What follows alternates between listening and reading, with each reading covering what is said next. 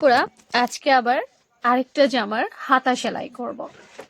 সব সেলাই তোমাদের সাথে শেয়ার করার চেষ্টা করছি।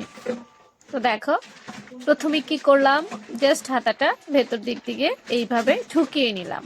হ্যাঁ, তারপর ওই যে জোড়ার অংশটা সেটা মিলিয়ে নিচ্ছি, কারণ আপু জোড়ার অংশ মিলাই। আপু এভাবেই করি। হুম, এক একজন এক এক নিয়ম করে, এটাই স্বাভাবিক। আপু এভাবেই জোড়ার অংশটাকে মিলাই, কাঁধের অংশ মিলাই না। হ্যাঁ, তারপর আস্তে আস্তে আধা ইঞ্চি করে আস্তে আস্তে, কোনো টানাটানি করি না। হ্যাঁ, আমি কিন্তু কোনো, আবারও বলছি আপু, হাতা সেলাই করার সময় কোনো টানাটানি করি না।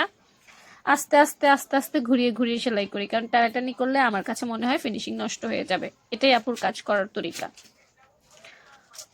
সুতার মাথাগুলো সুন্দর করে কেটে নিচ্ছি, এতে ফিনিশিংটা ভালো থাকবে, ভালো দেখা যাবে। অপ্রয়োজনীয় সুতা থাকলো না, এতটুকুই। আস্তে আস্তে আপু ঘুরিয়ে নিচ্ছি, ঘুরিয়ে নিচ্ছি। দেখো, এই যে জাস্ট ঘুরিয়ে নিচ্ছি। আর এই যে এখানে আসলে ভাঁজ দিয়ে কোনা করে নিয়ে নিচ্ছি। বাস, আপুর হাতে কিন্তু সেলাই হয়ে গেছে। এখন আরেকটা সেলাই দিব, ডাবল সেলাই দিব। দেখো, আমি মেপে আগে নেওয়াতে আমার কিন্তু ছোট বড় কিচ্ছু হয় নাই। হ্যাঁ, মাপ মতো হইছে। অনেকের নাকি ছোট বড় হয়, ছোট বড় হইলে তো ঝামেলা লাগবেই। আমার কিন্তু ছোট বড় হয় না। হ্যাঁ,